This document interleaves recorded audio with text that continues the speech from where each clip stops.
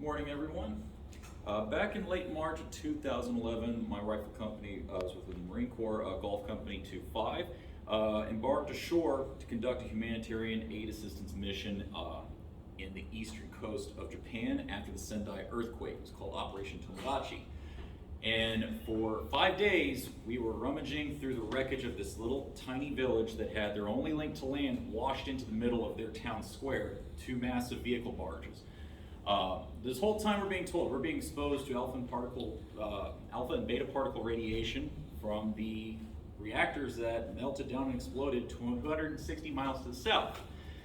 And at the end of all this, I felt immeasurable disappointment that 1, I didn't have superpowers, 2, I wasn't growing an awesome mutation like in Total Recall, and 3, I was seeing no kaijus rising out of the seas.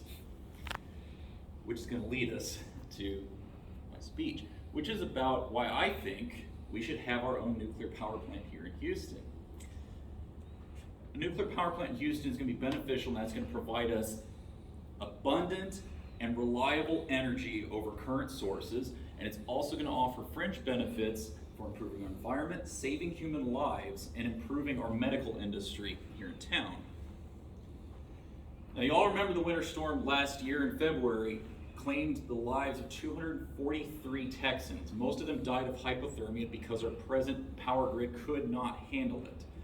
A nuclear power station in Houston would have actually given us more reliable power in that situation. And I do have a personal stake as far as knowledge about nuclear power. Not only was I involved in the second worst nuclear disaster in human history, I lived and operated near a power plant, and I got very interested after all of that and did a lot of my own research on my own free time. So the things that we're going to touch on today, I want to kind of give you a simple explanation of how nuclear power works, how it compares with coal-fired plants, and improved technologies which we could build right here in Houston.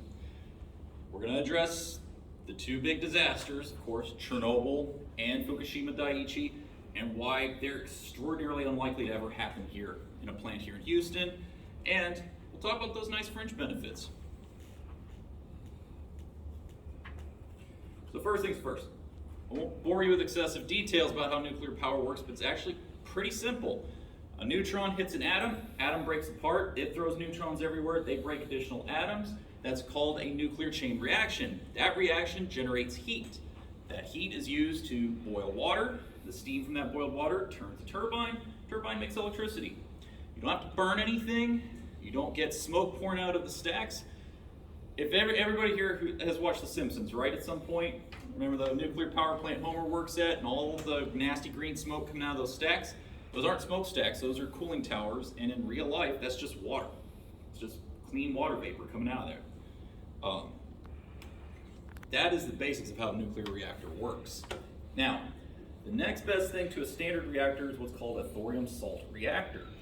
The great things about these reactors, they are meltdown proof. You can't have the reactors melt down like at Chernobyl and Fukushima. They are also explosion proof. They don't make hydrogen gas, which was caused the huge explosion in Chernobyl. They are very easy in terms of maintenance in that you can refuel them as they're running, and they shut themselves down if they start to overheat. It'd be a great thing to have in our own backyard. Now, as far as how does nuclear power stack up against other sources? In particular, thermal power plants or TPPs. A kilogram of coal is going to produce about 25 million joules of energy. All you need to know is that a joule is a measure of energy, and just a 1 kilogram lump of coal is going to make that. To match what uranium can do, you need over 1,000 kilograms. That's 1 million times more power you get out of uranium. That's how good nuclear power is. So now we got to talk about Chernobyl and Fukushima. What happened in Chernobyl? A known bad reactor design and poor management was what caused that explosion. Here in the US, we have much improved reactor designs, and we really step it up in terms of safety and regulations, making sure that our plants run safe. Fukushima was a natural disaster the scale of which nobody could have predicted.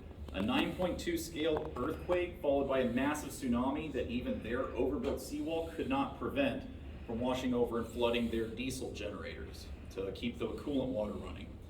With the thorium salt reactor, that could not happen here in Houston. Worst natural disasters we have are hurricanes. We build the backup generators up high, No problem.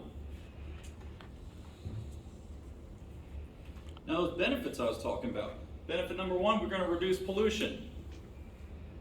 In the life cycle of the 50 to 60 years that a coal-fired plant is running, it's pumping out that much pollution into the air. A nuclear power plant is basically doing what a wind and hydroelectric plant can do, but you can build them anywhere and you don't need running water like a dam. We're going to be saving lives. That's how many people die every day when a coal-powered plant is producing 1,000 terawatts of electricity. Think about that for a second. All these people are dying from respiratory illnesses caused by that air pollution. Now, I'd be remiss if I didn't talk about how the medical industry is going to benefit. The key thing is, medical industry needs radioisotopes produced in nuclear power plants. Our medical center and our cancer research centers are going to benefit from those radioisotopes. So, that being said, we've gone over how they work, how they compare. We talked about the disasters and why they can't really happen here.